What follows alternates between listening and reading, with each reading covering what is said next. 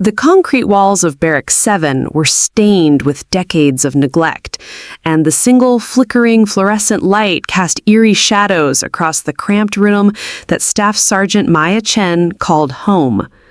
While other officers enjoyed spacious quarters with proper heating and modern amenities, Maya had been relegated to what everyone on Fort Richardson called the punishment block, a series of deteriorating rooms that housed the base's most problematic soldiers and apparently one brilliant cryptographer who had made the wrong enemies.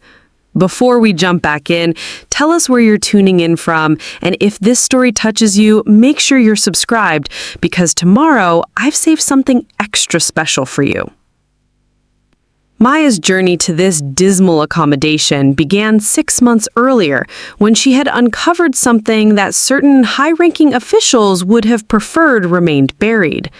As a signals intelligence specialist with top-secret clearance, she had been analyzing intercepted communications from a routine training exercise when she discovered discrepancies that suggested something far more serious than anyone realized. The patterns she identified in the coded messages revealed a potential security breach that could compromise multiple military operations across 3 different theaters.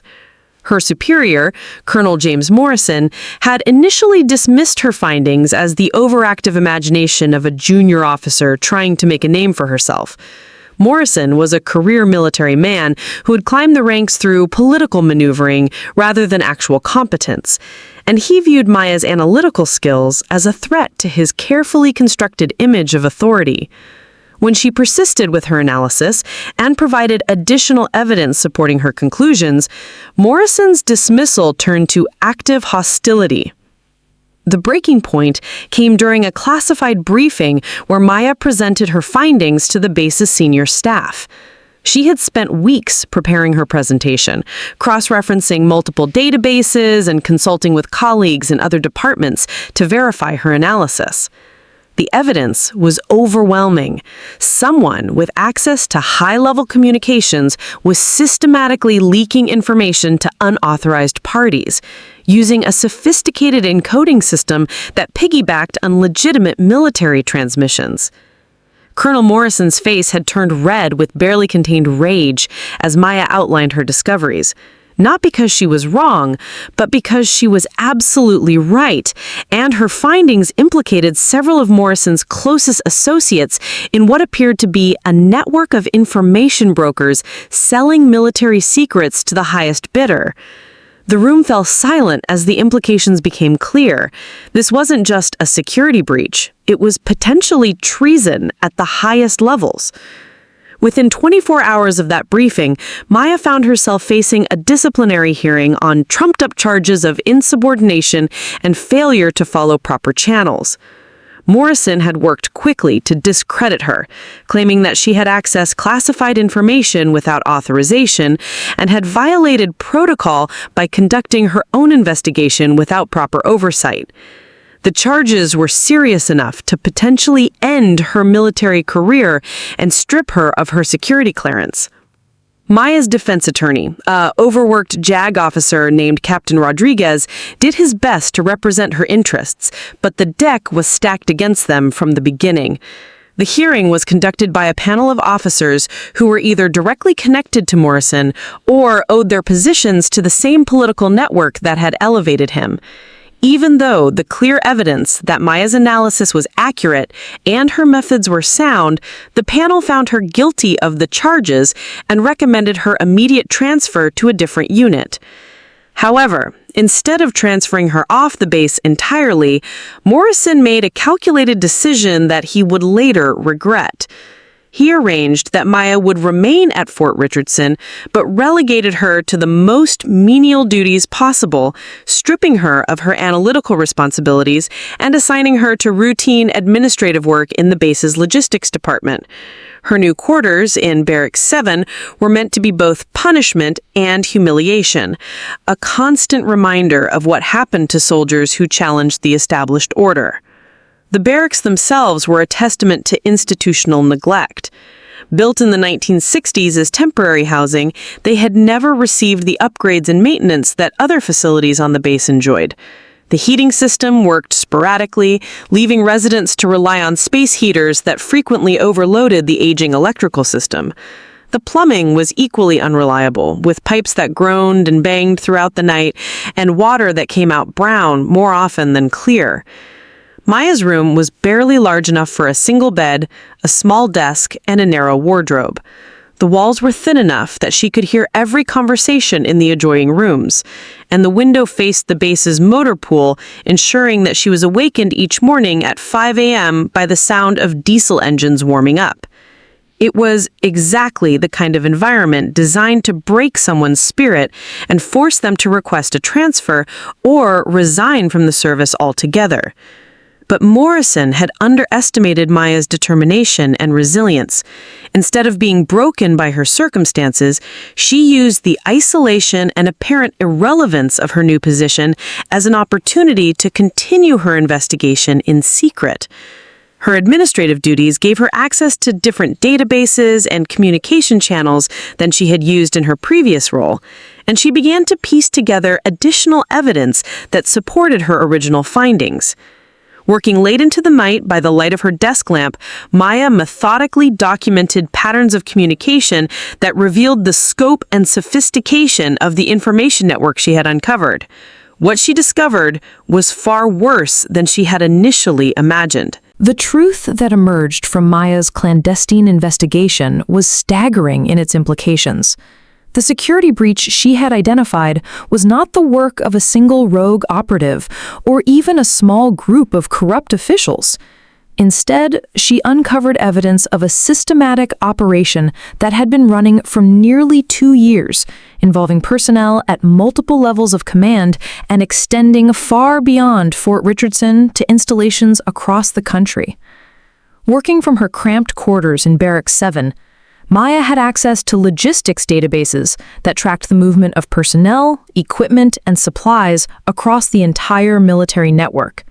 What should have been routine administrative data became a treasure trove of intelligence when analyzed through the lens of her cryptographic expertise. She began to notice patterns in transfer orders, supply requisitions, and communication logs that suggested coordination between seemingly unrelated military units. The key breakthrough came when Maya realized that the information brokers were using the military's own logistics system as a communication network. By embedding coded messages within routine supply requests and personnel transfers, they could pass information between different bases without triggering the security protocols that monitored traditional communication channels. It was a brilliant strategy that exploited the very complexity and scale of military operations to hide in plain sight. As Maya delved deeper into the data, she discovered that the network had evolved from a simple money-making scheme into something far more dangerous. The initial participants had apparently been motivated by financial gain, selling routine intelligence about troop movements and training schedules to foreign contacts who were willing to pay substantial sums for such information. However, the operation had gradually attracted the attention of more sophisticated adversaries who recognized its potential for strategic intelligence gathering. The most disturbing revelation came when Maya identified communication patterns that suggested the network had been used to leak information about ongoing operations in active conflict zones. Personnel rosters, equipment manifests, and operational timelines had all been compromised, potentially putting American service members in direct danger.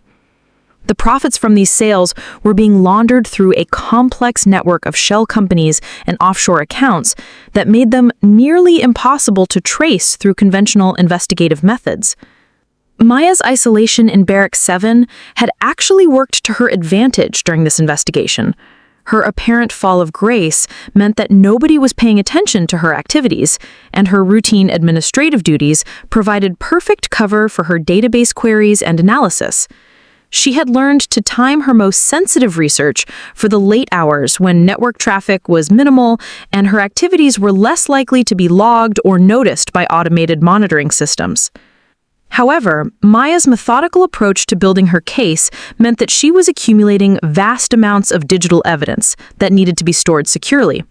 The obsolete computer equipment in her barracks room was completely inadequate for her needs, so she had begun using portable storage devices to back up her findings.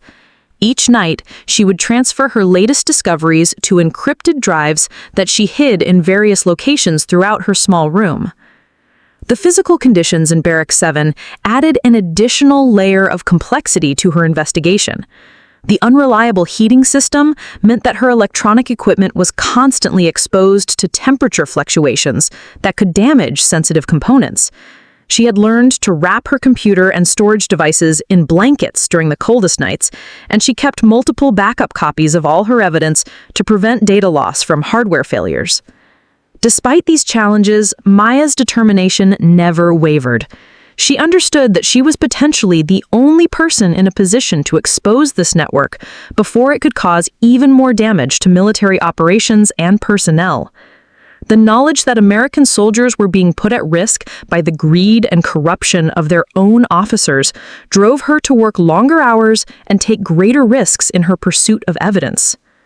The social isolation imposed by her assignment to Barracks 7 was perhaps the most difficult aspect of Maya's situation.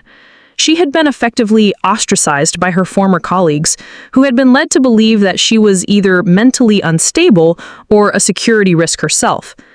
The few soldiers who were assigned to the punishment block either were awaiting disciplinary action or serving out punishments for various infractions, making them unreliable as potential allies or confidants. Maya learned to find solace in the technical aspects of her investigation. The complex patterns hidden within seemingly routine data provided intellectual challenges that kept her mind sharp and focused despite the depressing environment. She began to think of herself as a digital archaeologist, carefully excavating layers of deception and misdirection to reveal the truth that lay beneath. As weeks turned to months, Maya's evidence files grew more comprehensive and damning. She had documented financial transactions, communication patterns, and operational correlations that painted a clear picture of systematic betrayal at the highest levels of military command. However, she also understood that the same officials who had orchestrated her downfall would never allow her to present this evidence through official channels. The question that kept her awake during those long nights in Barracks 7 was not whether she had enough evidence to expose the network, but how she could get that evidence into the right hands without being silenced permanently. The stakes were getting higher, and Maya was beginning to realize that her life might depend on finding the answer. 3 months into her exile in Barracks 7, Maya had developed a routine that allowed her to continue her investigation while maintaining the appearance of a defeated soldier serving out her punishment. She would report to her administrative duties in the logistics department each morning, perform her assigned tasks with mechanical efficiency, and return to her barracks room each evening where her real work began. Her supervisors had grown accustomed to her quiet competence and seemed relieved that she was no longer causing the disruptions that had led to her reassignment. The evidence Maya had accumulated was now substantial enough to potentially bring down the entire information network, but she faced a critical problem: how to get this information to someone with both the authority and the integrity to act on it. Every official channel she could think of either led back to Colonel Morrison or required her to trust individuals whose loyalties were unknown. The paranoia that had initially seemed excessive now felt like rational caution as she realized that the network's reach might extend far beyond what she had documented. Maya's breakthrough came from an unexpected source. While reviewing personnel files as part of her administrative duties, she noticed an unusual pattern in the travel records of several high-ranking officers. These officials were making frequent trips to various military installations, but their itineraries didn't correspond to any scheduled meetings or official events that appeared in the standard databases. The trips were being funded through discretionary accounts that didn't require detailed justification, making them nearly invisible to routine oversight. Further investigation revealed that these mysterious trips were being coordinated through a separate communication system that bypassed normal military channels entirely. The officers involved were using personal email accounts and civilian phone numbers to arrange meetings and share information, suggesting a level of operational security that went far beyond normal military protocol. Maya realized that she had stumbled onto evidence of a parallel command structure that existed outside the official military hierarchy. The most significant discovery came when Maya cross-referenced these travel patterns with the communication intercepts that had started her original investigation. The timing of the mysterious trips corresponded precisely with spikes in unauthorized transmissions, suggesting that these face-to-face meetings were being used to coordinate the information sales and plan future operations. The officers involved were essentially running a shadow network that could operate independently of normal military oversight and accountability. Maya's analysis of the financial records associated with these trips revealed the sophisticated money laundering operation she had suspected. The officials were using government travel accounts to fund their meetings, then receiving kickbacks through a complex network of consulting contracts and speaking fees that made the payments appear legitimate. Some of the money was being funneled through military contractor companies that existed primarily on paper, while other payments were disguised as research grants or educational stipends. The scope of the operation was breathtakingly in its audacity. Maya estimated that the network had generated millions of dollars in illegal profits over the past 2 years, with individual participants receiving payments that exceeded their official military salaries. The money had been used to fund luxurious lifestyles that would have been impossible to maintain on military pay, including expensive homes, luxury vehicles, and exotic vacations that were carefully documented in social media posts that Maya was able to cross-reference with financial records. However, Maya's investigation also revealed that the network was becoming increasingly unstable. Internal communications that she had intercepted suggested that some participants were becoming nervous about the growing scope of the operation and the risks associated with selling information about active military operations. There were indications of disagreements between different factions within the network, with some members wanting to scale back their activities, while others pushed for even more aggressive intelligence gathering. The tension within the network created an opportunity that Maya realized she needed to exploit quickly. If the organization began to fracture, or if key participants decided to eliminate potential witnesses, her evidence might become irrelevant, or worse, she might become a target for elimination. The isolation that had protected her investigation could just as easily make her vulnerable to retaliation if her activities were discovered.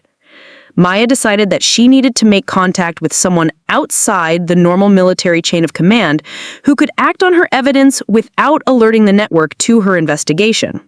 She began researching military investigators, congressional oversight committees, and federal law enforcement agencies that had jurisdiction over military crimes. However, she quickly realized that any official contact would leave digital footprints that could expose her activities to the same monitoring systems that the network had been using to coordinate their operations. The answer came to Maya during one of her late-night research sessions, when she discovered that several of the installations involved in the network had recently been visited by teams from the Defense Intelligence Agency, conducting routine security assessments. These visits were part of a regular audit program that examined operational security procedures at military facilities. But Maya realized that the timing of some visits had coincided with temporary disruptions in the network's communication patterns.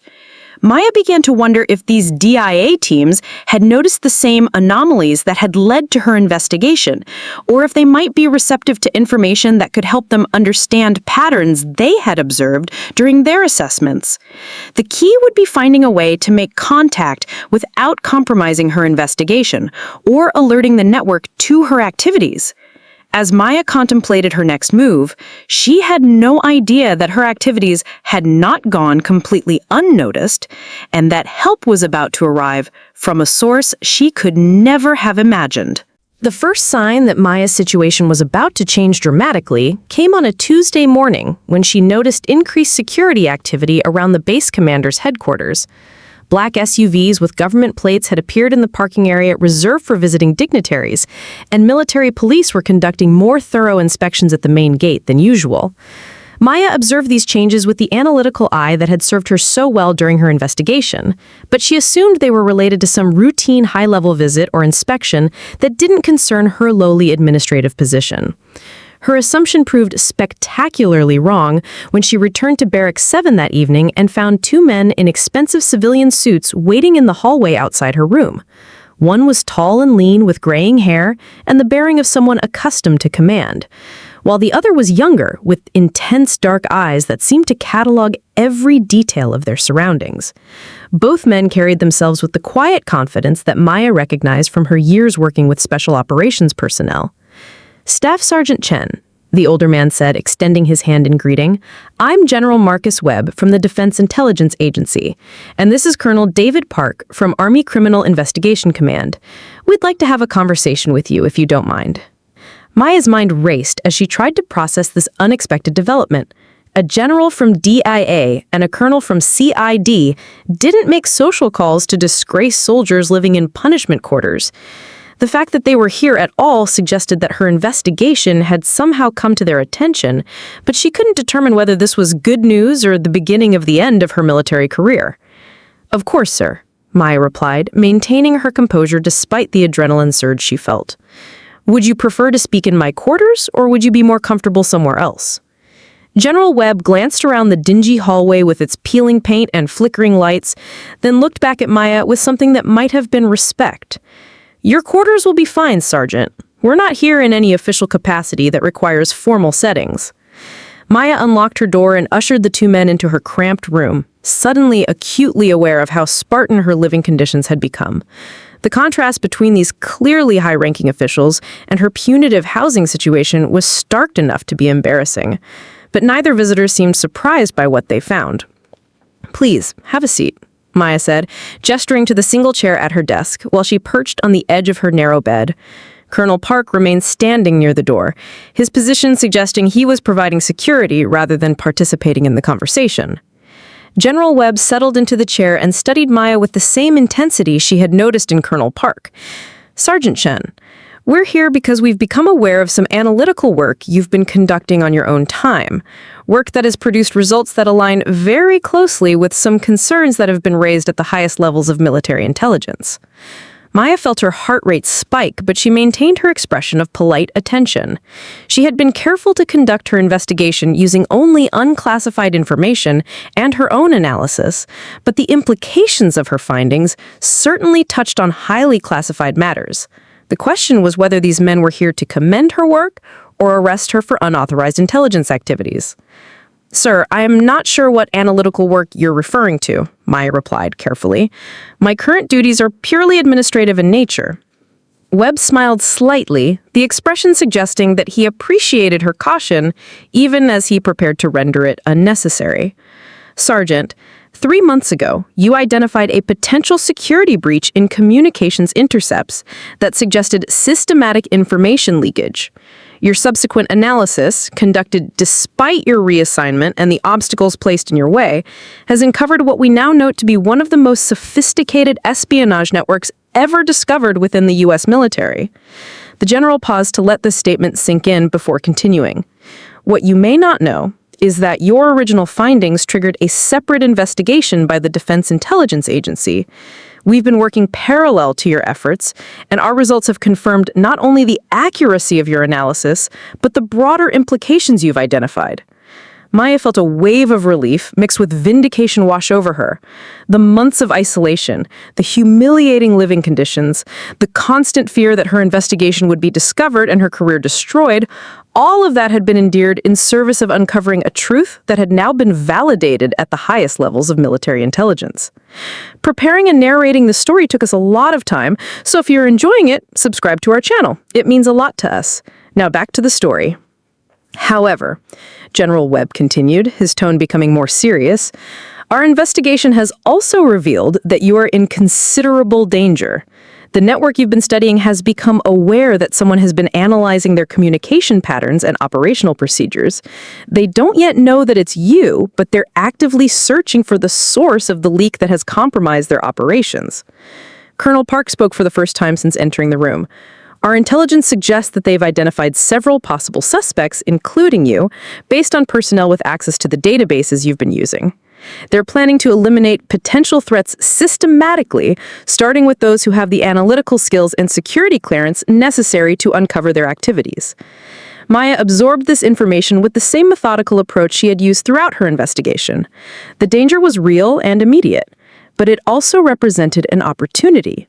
If these officials were here to warn her, it meant they valued her work enough to risk exposing their own investigation to protect her. "What do you need from me, sir?" Maya asked, her voice steady despite the magnitude of what she was learning. General Webb leaned forward, his expression becoming intense. "We need your complete files, your analysis methodologies, and your cooperation in a joint operation that will bring down this entire network. But first, we need to get you out of these quarters and into a secure location where you can work without fear of retaliation." The prospect of leaving Barracks 7 and returning to meaningful work was almost overwhelming, but Maya forced herself to think strategically.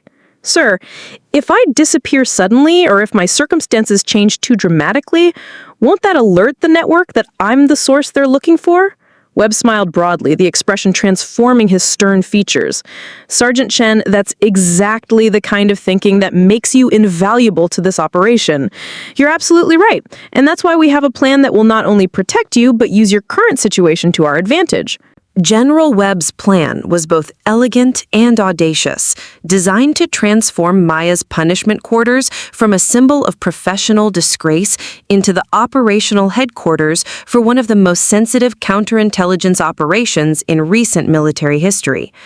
Rather than removing her from Barracks 7, the DIA intended to use her apparent isolation and low status as perfect cover for an expanded investigation that would systematically dismantle the espionage network from within.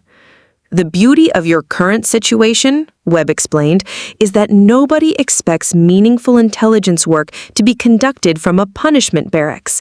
Your colleagues and superiors believe you've been neutralized as a threat, which gives us the perfect opportunity to conduct surveillance and analysis without arousing suspicion."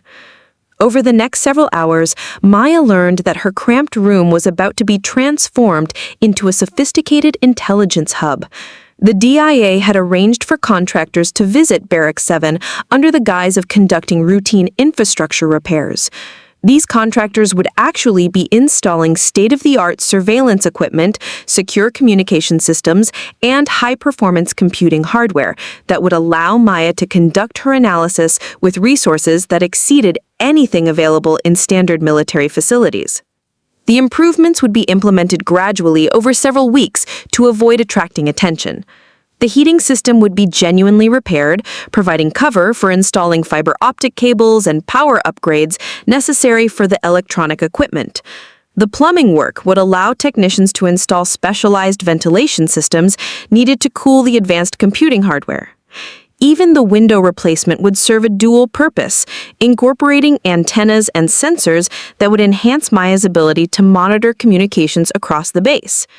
Colonel Park outlined the security measures that would protect Maya during the operation. Military police patrols around Barracks 7 would be quietly increased, with officers briefed to watch for suspicious activity without being told the specific reason for their enhanced vigilance. Electronic countermeasures would be deployed to prevent anyone from monitoring Maya's activities or communications, and backup power systems would ensure that her equipment remained operational even during power outages. "Your official status won't change," Webb explained. "As far as anyone knows, you're still serving out your punishment assignment in logistics.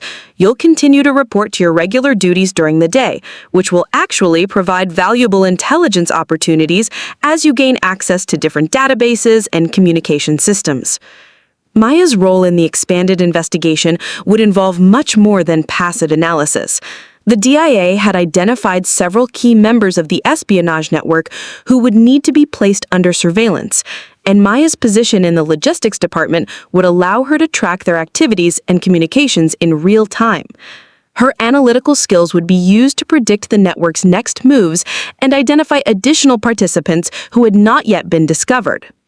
The operation also required Maya to maintain her cover as a disgraced officer, while secretly coordinating with multiple intelligence agencies. FBI agents would be working to trace the financial aspects of the network, CIA operatives would be tracking international connections, and NSA technicians would be intercepting and analyzing communications. Maya would serve as the central coordination point for all of this intelligence, synthesizing information from multiple sources to provide a comprehensive picture of the network's activities. General Webb was particularly interested in Maya's insights into the psychological aspects of the network's operation. Her analysis had revealed patterns of behavior that suggested increasing paranoia and instability among key participants, information that could be exploited to encourage defections or create internal conflicts that would weaken the organization from within. "We believe the network is planning something significant within the next few weeks," Webb revealed. "Our intelligence suggests they're preparing to sell information about an upcoming military operation that could put hundreds of American service members at risk.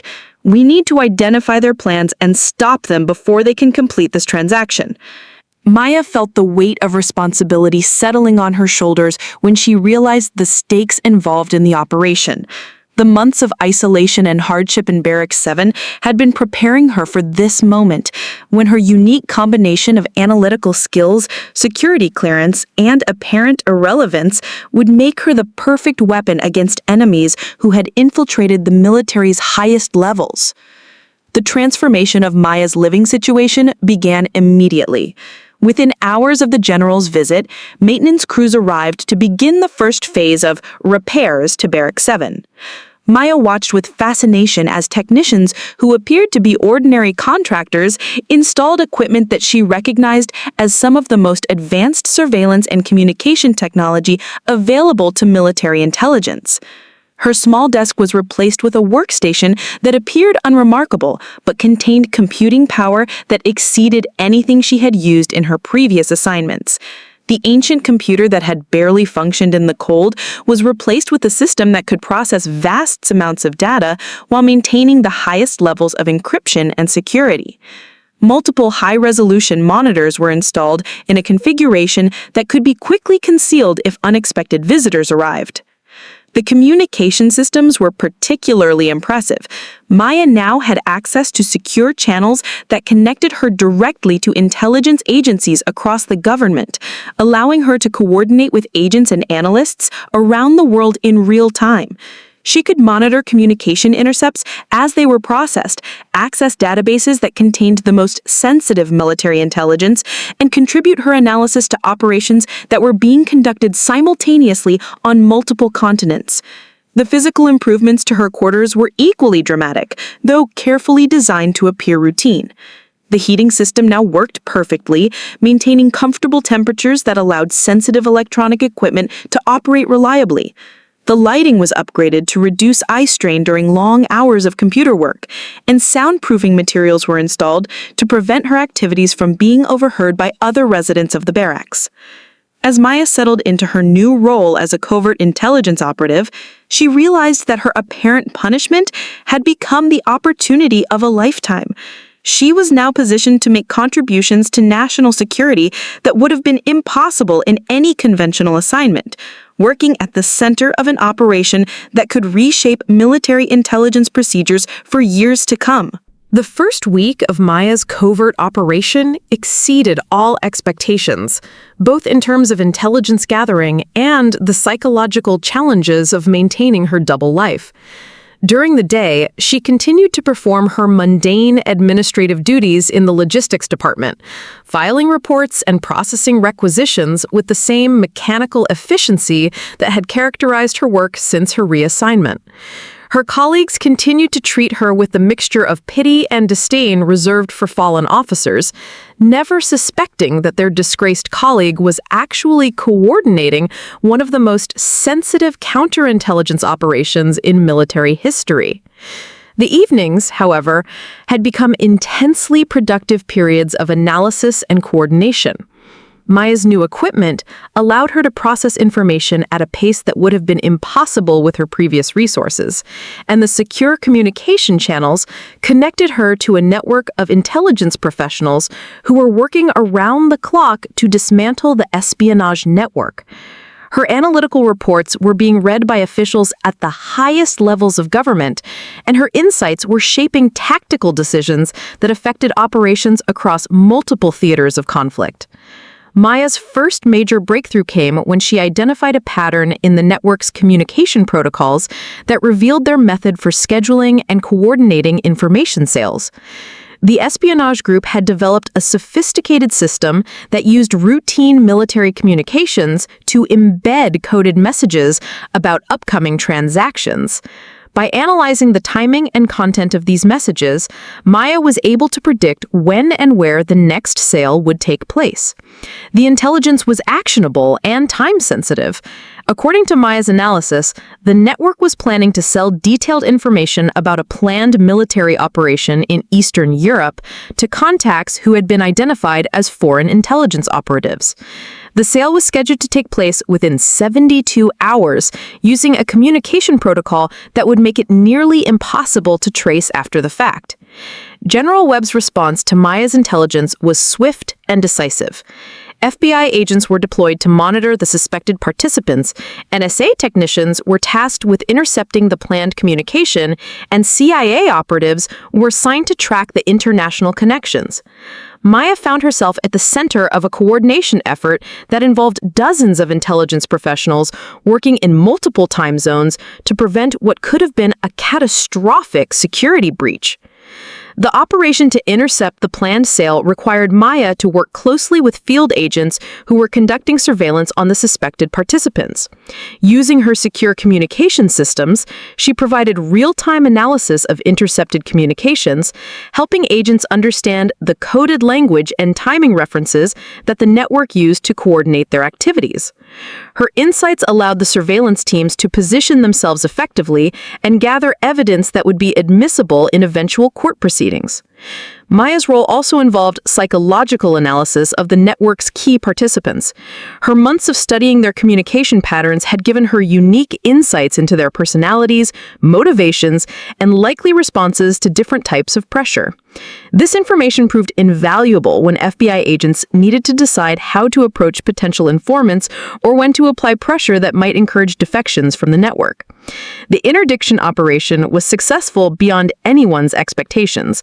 Not only were FBI agents able to intercept the planned information sale, but they were also able to arrest several key participants and seize financial records that revealed the full scope of the network's activities.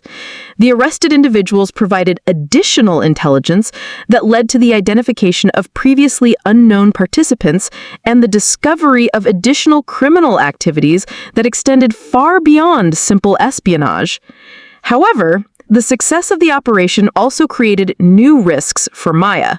The arrests and seizures had clearly demonstrated that the network had been compromised by someone with access to their most sensitive communications. The remaining participants were now actively searching for the source of the intelligence that had led to their exposure, and Maya's analytical activities made her a prime suspect despite her apparent isolation and irrelevance. Colonel Park visited Maya's quarters the evening after the arrests to discuss the evolving security situation. The success of the operation had validated her analytical methods and demonstrated her value as an intelligence asset, but it had also made her a target for retaliation by the network's remaining members. We've intercepted communications suggesting that they suspect someone within the military intelligence community is responsible for the compromise. They're systematically reviewing the access logs and communication patterns of everyone who could potentially have uncovered their activities. Maya understood the implications immediately. Her database queries and analytical activities had left digital footprints that could potentially be traced by someone with sufficient motivation and resources. While she had been careful to use only legitimate access channels and to conduct her research within the parameters of her security clearance, the pattern of her activities might reveal her involvement to a determined investigator. "What are our options, sir?" Maya asked, already beginning to formulate contingency plans for different scenarios. Park's expression was serious as he outlined the choices available. "We can extract you immediately and relocate you to a secure facility where you can continue your work without risk of retaliation. Alternatively, we can maintain your current cover and use their investigation of you as an opportunity to gather additional intelligence about their remaining capabilities and participants." Both options carried significant risks and benefits. Extraction would ensure Maya's safety, but would also signal to the network that they had correctly identified their security breach, potentially allowing remaining members to escape prosecution. Maintaining her cover would allow the intelligence operation to continue, but would put Maya in immediate danger if her involvement was discovered. Maya's response surprised both Park and herself with its decisiveness. "Sir, I think there's a third option that we haven't considered. What if we use their suspicion of me as bait to draw out the remaining network members?" Park raised an eyebrow, clearly intrigued by Maya's suggestion. "Explain what you have in mind, Sergeant." Maya leaned forward, her analytical mind already working through the tactical possibilities. "If we can make them believe that I'm about to expose additional members of their network, we might be able to force them into making moves that will reveal their identities and capabilities. The key would be providing them with enough genuine information to make the threat credible while maintaining control over the situation." The plan that emerged from their discussion was risky, but potentially devastatingly effective. Maya would use her intelligence capabilities to identify additional network participants, but instead of immediately acting on that information, she would allow selected details to leak back to the network in ways that would suggest she was preparing to expose them. The goal would be to force the remaining members into premature action that would reveal their identities and make them vulnerable to arrest. As Mai prepared for what could be the most dangerous phase of her unlikely intelligence career, she reflected on the journey that had brought her to this point. The punishment quarters that had once seemed the end of her military aspirations had become the launching pad for contributions to national security that exceeded her most ambitious dreams. The isolation and hardship she had endured had forged her into a weapon that could strike at enemies who had believed themselves untouchable. The next phase of the operation would test every skill Maya had developed during her months of covert analysis, and the stakes could not have been higher. The safety of American service members around the world depended on her ability to outmaneuver adversaries who were fighting for their freedom and their lives. The psychological warfare campaign that Maya designed was a masterpiece of intelligence tradecraft, carefully calibrated to exploit the paranoia and desperation of the espionage network's remaining members. Working closely with FBI behavioral analysts and CIA psychological operations specialists, she developed a strategy that would force the conspirators to reveal themselves through their own defensive actions. The plan began with Maya deliberately adjusting her daily routines in ways that would be noticed by anyone conducting surveillance on her activities.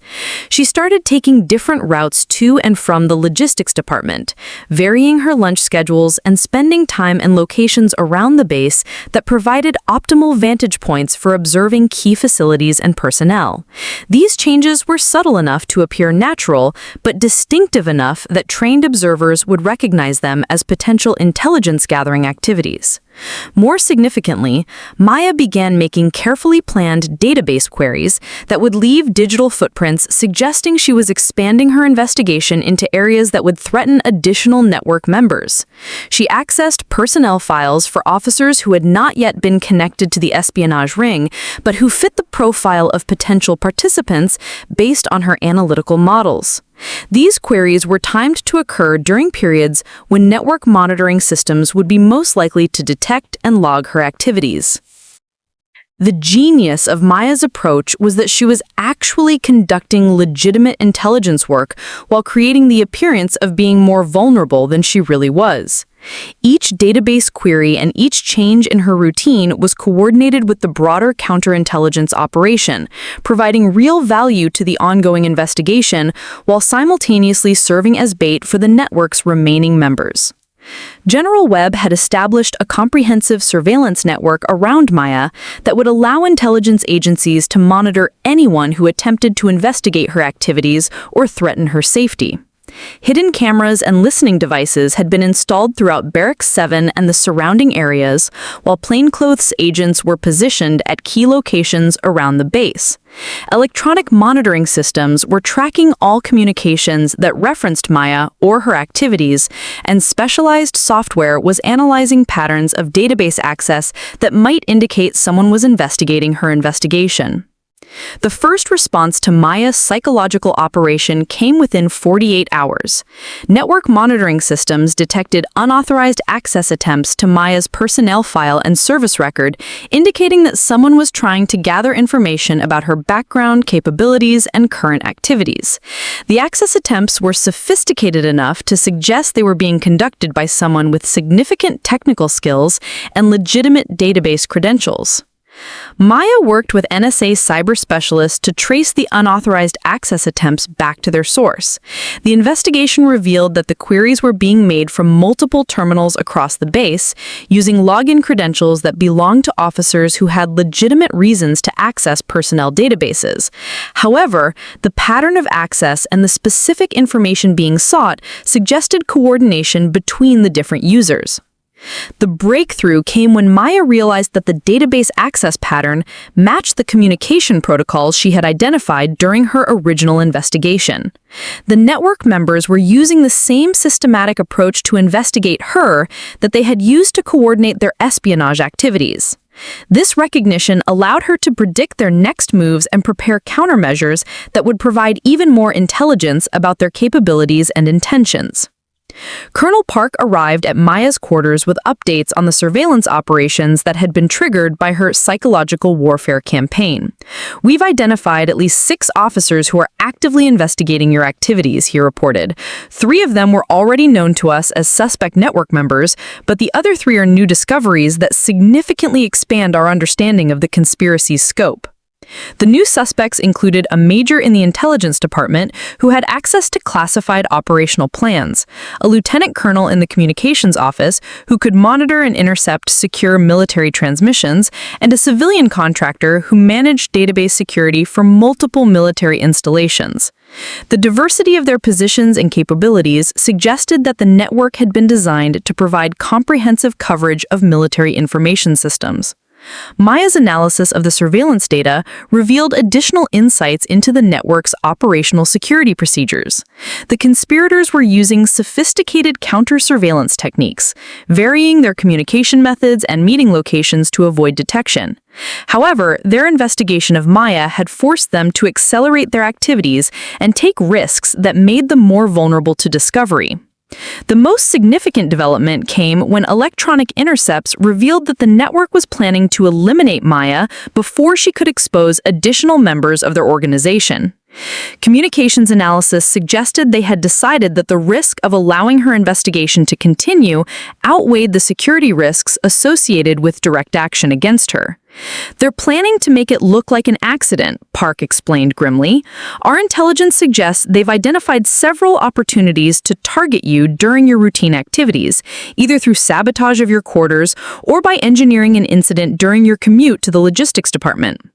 Maya absorbed this information with the same analytical detachment she had applied to all aspects of the operation. The threat was real and immediate, but it also represented the ultimate validation of her psychological warfare strategy. By forcing the network to resort to direct action, she had created an opportunity to identify and arrest the remaining conspirators while they were most vulnerable. "Sir, I think we need to let them try," Maya said, surprising Park with her calm demeanor in the face of mortal danger. "If we can control the conditions of their attempt, we can gather evidence that will conclusively prove their involvement and allow us to arrest them in the act of committing additional crimes." Park stared at Maya for a long moment before responding.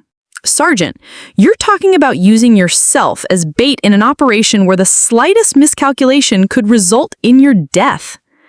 Maya nodded, her expression serious but determined. "Yes, sir, but it's the only way to ensure that we capture all of the remaining network members and prevent them from escaping prosecution or continuing their activities elsewhere." The plan that emerged from their discussion was perhaps the most audacious aspect of an operation that had already exceeded all conventional parameters. Maya would continue her normal routines while appearing to be unaware of the threat against her, providing the network members with opportunities to make their move, while intelligence agencies maintained covert surveillance and prepared to intervene at the critical moment. The elaborate trap that Maya had proposed required unprecedented coordination between multiple intelligence agencies and law enforcement organizations. FBI tactical teams were positioned at strategic locations around Fort Richardson, ready to respond within seconds if Maya's life was threatened. CIA technical specialists had installed advanced surveillance equipment that would monitor every aspect of the planned assassination attempt, ensuring that evidence would be captured that could be used in subsequent prosecutions. Maya's role in this dangerous game required her to maintain her normal routines while remaining alert to potential threats, without appearing to be aware that she was being targeted. She continued to report to her duties in the logistics department each morning, taking the same routes and following the same schedules that would allow the conspirators to plan and execute their attack. However, every step of her journey was being monitored by agents who were prepared to intervene if the situation became too dangerous. The psychological pressure of living under constant threat while maintaining the appearance of normalcy was more challenging than Maya had anticipated.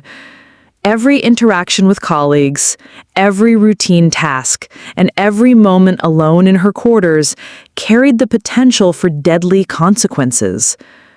She found herself analyzing the motivations and capabilities of everyone around her, wondering which faces might conceal hostile intentions.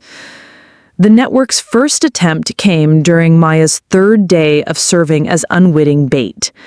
Electronic surveillance detected unusual activity in the heating system of Barracks 7, specifically in the ventilation ducts that serviced Maya's quarters.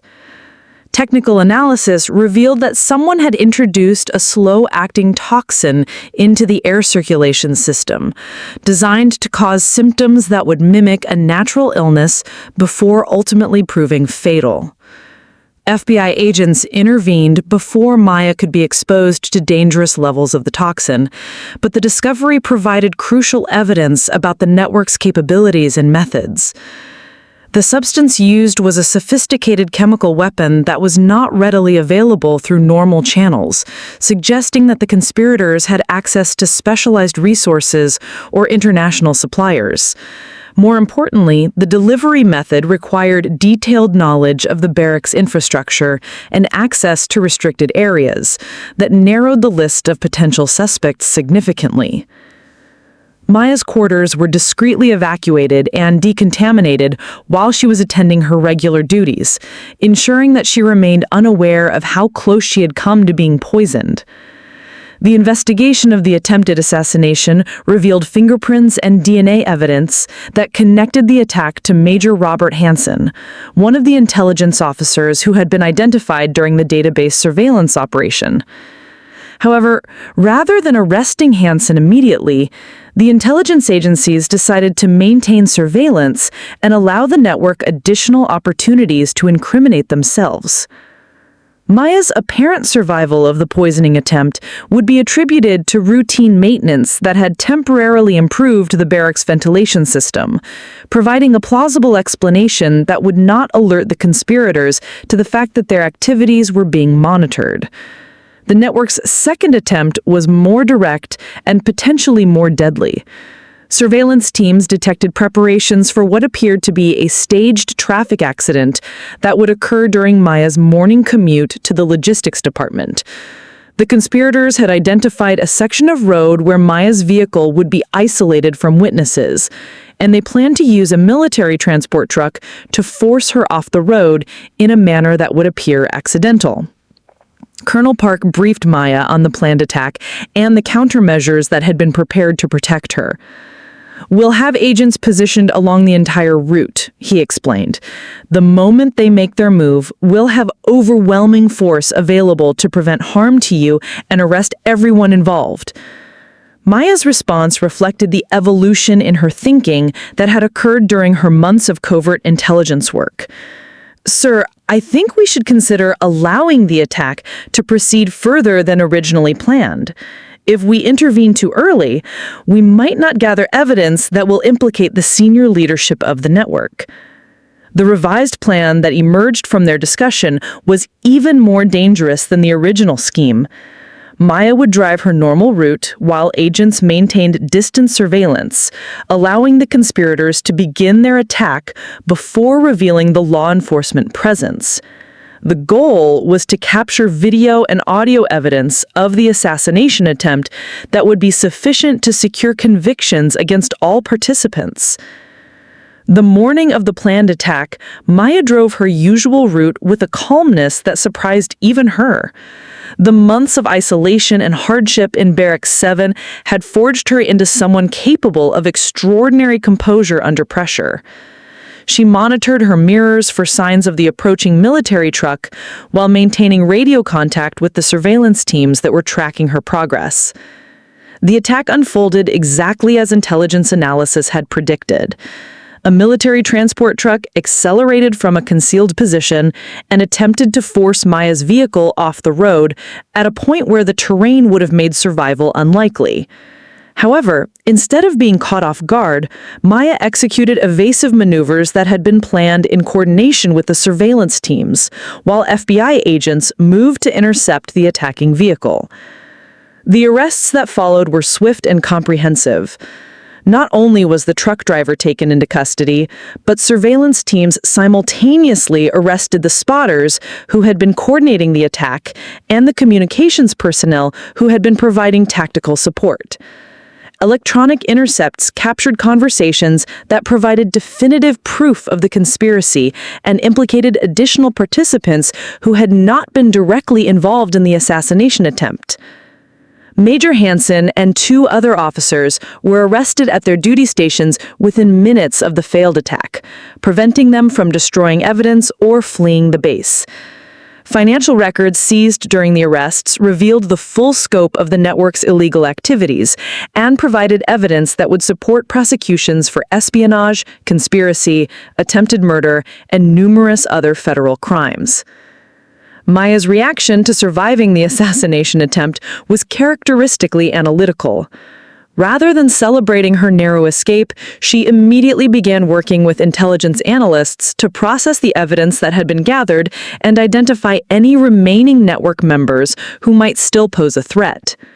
Her dedication to completing the mission had become so complete that her personal safety seemed secondary to the broader objectives of the operation. General Webb arrived at Fort Richardson within hours of the arrests to personally debrief Maya and coordinate the next phase of the investigation. The success of the psychological warfare campaign had exceeded all expectations, providing intelligence agencies with evidence that would allow them to dismantle similar networks at other military installations and potentially prevent future security breaches. The aftermath of the successful counterintelligence operation transformed Maya's status from disgraced soldier to national security hero. But the transition was managed with the same careful attention to operational security that had characterized every aspect of her covert mission. Rather than immediately announcing her role in exposing the espionage network, military leadership decided to maintain her cover story while quietly recognizing her contributions through channels that would not compromise ongoing investigations.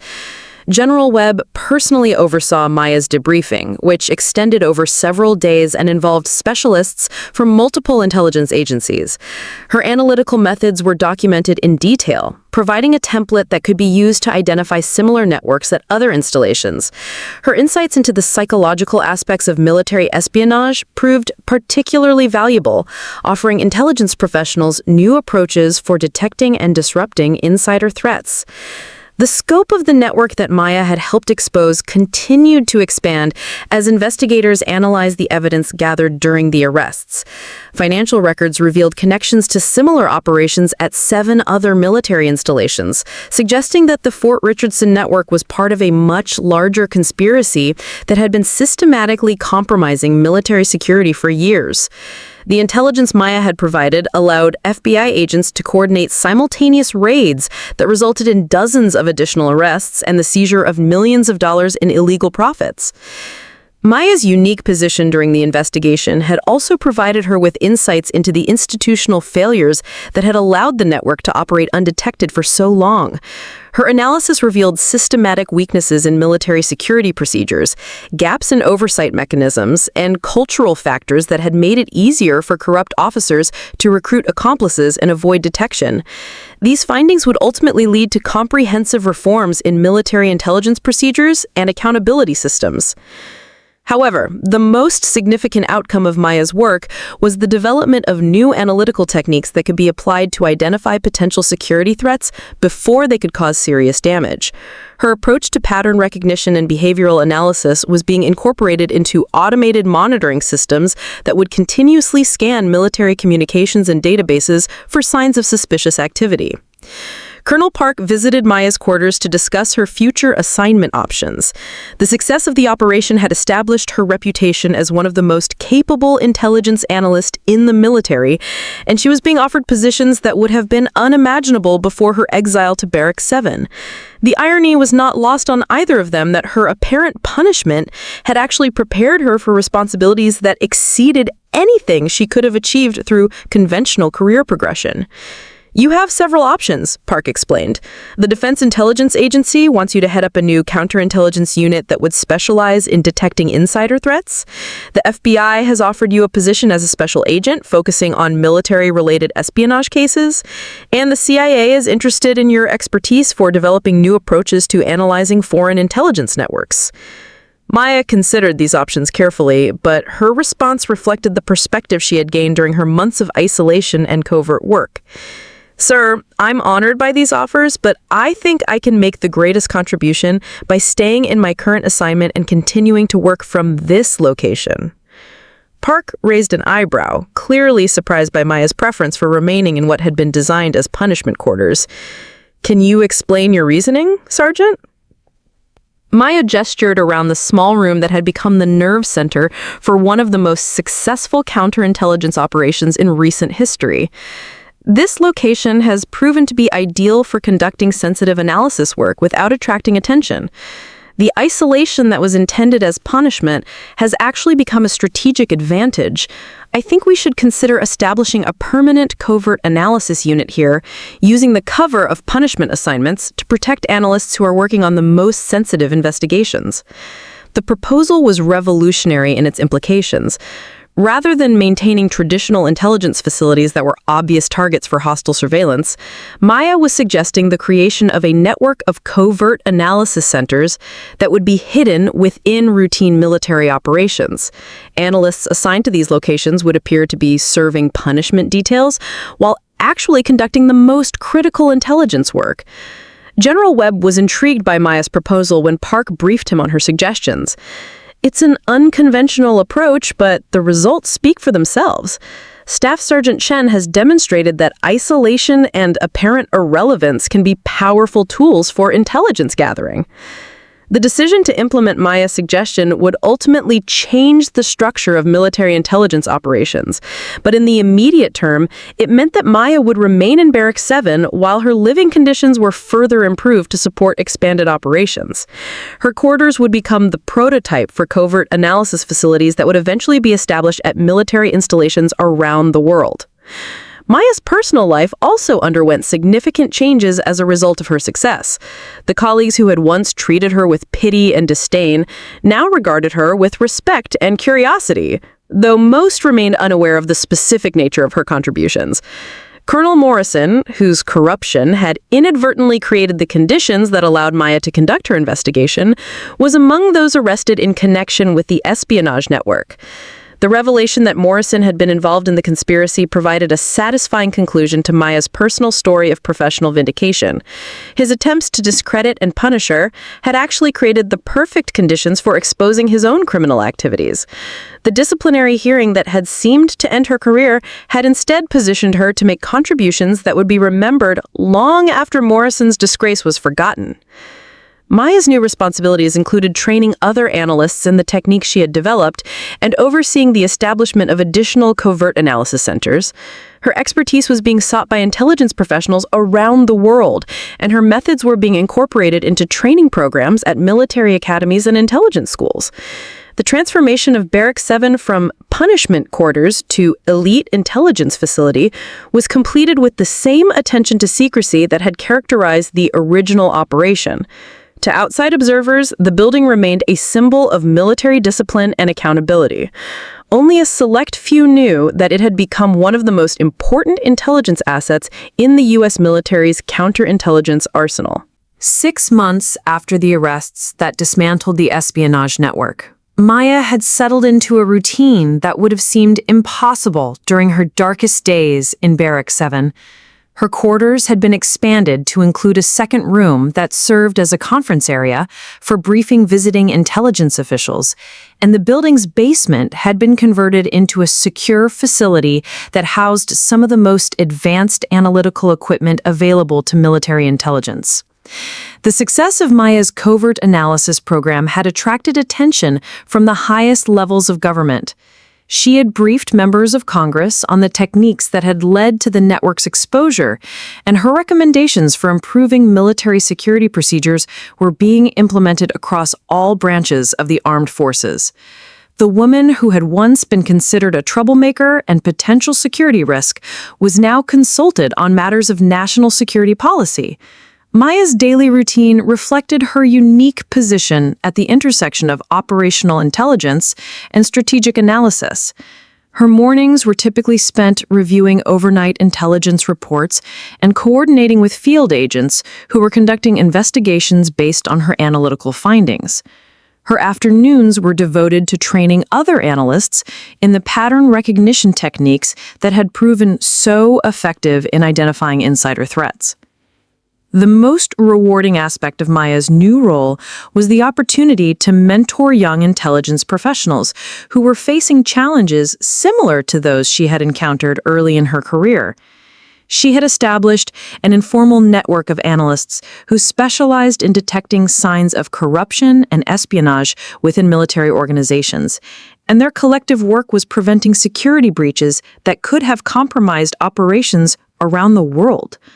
General Webb had become a regular visitor to Barracks 7, using Maya's facility as a model for intelligence operations that required maximum security and minimal visibility.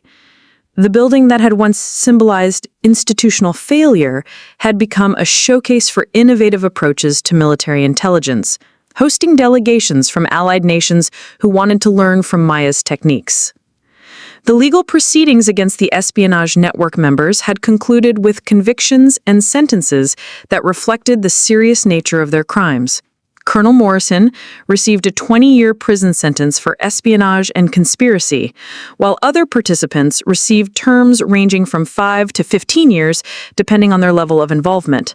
The financial assets associated with the network were seized and used to fund improvements in military security systems.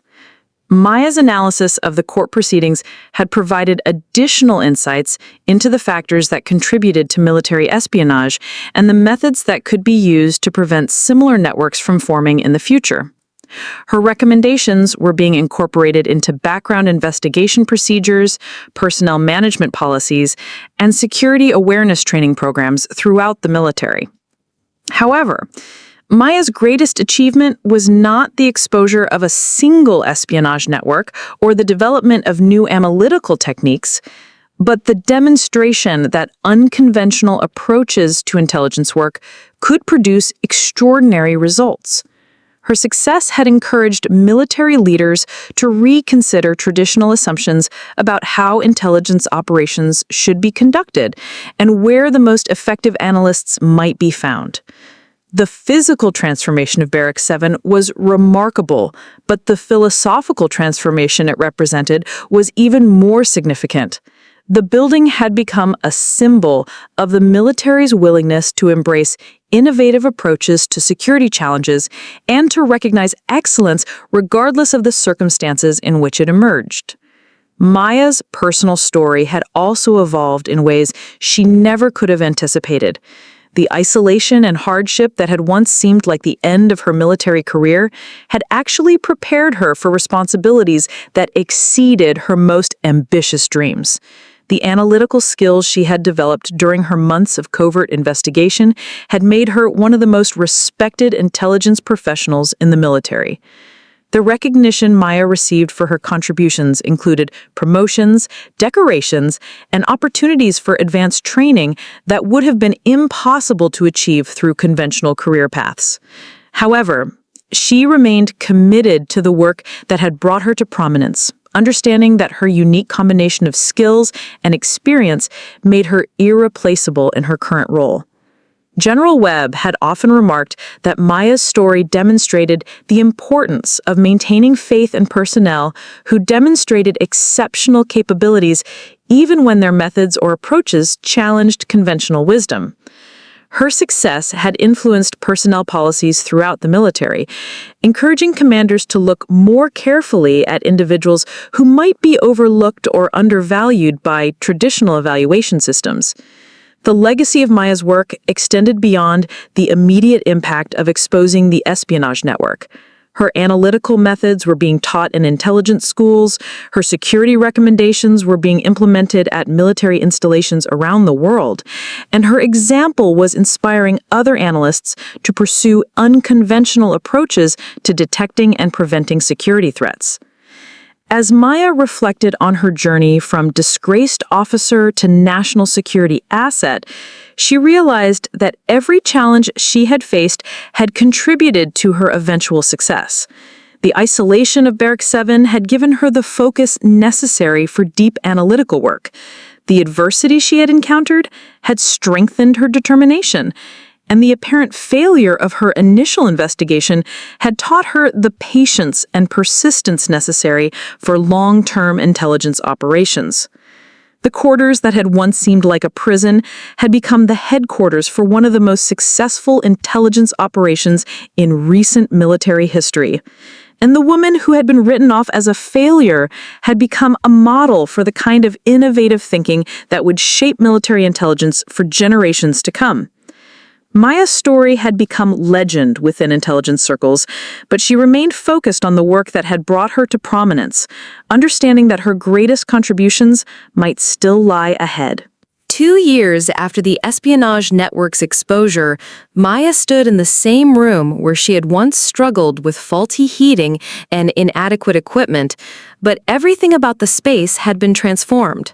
Barracks 7 had officially been redesignated as the Advanced Counterintelligence Analysis Center, and Maya held the position of Director of Covert Operations, a role that had been created specifically to recognize her unique contributions to military intelligence.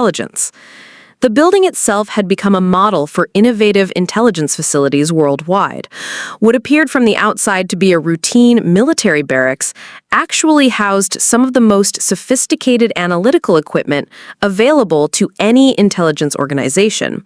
The basement had been expanded into an underground complex that connected to similar facilities at other installations, creating a network of covert analysis centers that could coordinate their activities while maintaining perfect operational security. Maya's office occupied the space that had once been her cramped punishment quarters, but it now featured floor-to-ceiling windows that looked out over Fort Richardson's parade grounds and state-of-the-art communication systems that connected her to intelligence operations around the globe. The contrast with her former living conditions served as a daily reminder of how dramatically her circumstances had changed, but also of the analytical skills and determination that had made that transformation possible. The success of Maya's approach to counterintelligence work had attracted international attention, and she regularly hosted delegations from allied nations who wanted to learn from her techniques. The methods she had developed for detecting insider threats were being adapted for use by intelligence services in dozens of countries, and her influence on the field of counterintelligence was being compared to that of legendary figures from the early days of modern espionage. However, Maya's greatest satisfaction came from the knowledge that her work was continuing to protect American service members around the world. The analytical techniques she had pioneered were identifying potential security threats before they could cause damage, and the covert analysis centers she had helped establish were preventing espionage networks from gaining the foothold necessary to compromise military operations. The personal recognition Maya had received included promotion to the rank of Major, the Distinguished Service Medal for her contributions to national security, and invitations to speak at intelligence conferences and military academies around the world. She had been featured in classified publications that documented significant counterintelligence successes, and her story was being used as a case study in courses on innovative approaches to security challenges. But perhaps the most meaningful recognition came from the soldiers whose lives had been saved by her work. Intelligence reports indicated that the espionage network she had exposed had been planning to sell information about military operations that could have resulted in casualties among American forces deployed in conflict zones. The prevention of those potential losses represented the true measure of Maya's contribution to military security. Maya's team had grown to include some of the most talented analysts in military intelligence, drawn by the opportunity to work on the most challenging and important counterintelligence cases. The Advanced Counterintelligence Analysis Center had become known throughout the intelligence community as the place where conventional wisdom was challenged and innovative solutions were developed. The techniques Maya had developed were also being applied to civilian security challenges, helping law enforcement agencies detect corruption and insider threats within their own organizations. Her influence was extending far beyond the military, contributing to a broader transformation in how security professionals approached the challenge of protecting sensitive information and critical infrastructure. General Webb, now retired from active duty, had written the foreword to a classified manual that documented Maya's analytical methods and their applications. In it, he noted that Maya's story demonstrated the importance of recognizing excellence wherever it appeared, and of maintaining faith in personnel who demonstrated exceptional capabilities, even when their approaches challenged established procedures. The broader implications of Maya's success had influenced military personnel policies, encouraging commanders to look more carefully at individuals who might be capable of extraordinary contributions if given appropriate opportunities. Her example had become a rallying cry for advocates of innovative thinking within military organizations, proving that unconventional approaches could produce results that exceeded anything achievable through traditional methods. Maya's current projects included the development of artificial intelligence systems that could identify patterns of suspicious behavior in massive data sets, the establishment of additional covert analysis centers at strategic locations around the world, and the training of a new generation of counterintelligence professionals who would carry on her work for decades to come. As Maya looked out the windows of her office at the base where her remarkable journey had begun, she reflected on the lessons she had learned during her transformation from disgraced officer to intelligence leader. The isolation and hardship she had endured in these same quarters had taught her that apparent failure could become the foundation for extraordinary success, and that the most valuable contributions often came from the most unexpected sources. The story of Barracks 7 had become a legend within military intelligence circles, but Maya understood that her greatest achievements were not in the past, but in the future. The techniques she had developed and the programs she had established would continue to protect American interests long after her career had ended, ensuring that her influence on military security would endure for generations. The woman who had once lived in the worst dorm on the base had proven that excellence could emerge from the most unlikely circumstances, and that dedication to mission and country could overcome any obstacle. Her legacy would be measured not in the recognition she had received, but in the lives she had saved and the security she had protected through her unwavering commitment to defending those who could not defend themselves. The story of Barracks 7 had become legend within military intelligence circles, but Maya understood that her greatest achievements were not in the past, but in the future.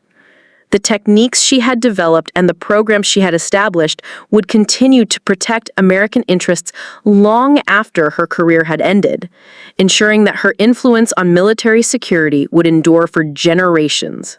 The woman who had once lived in the worst dorm on the base had proven that excellence could emerge from the most unlikely circumstances, and that dedication to mission and country could overcome any obstacle.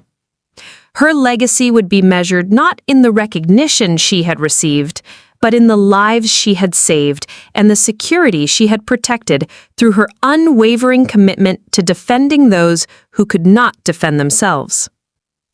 Maya's story had transformed Barracks 7 from a symbol of institutional punishment into a monument to the power of innovation, determination, and the unbreakable spirit of those who serve their country with honor and distinction. Up next, you've got 2 more standout stories right on your screen. If this one hit the mark, you won't want to pass these up. Just click and check them out. And don't forget to subscribe and turn on the notification bell so you don't miss any upload from us.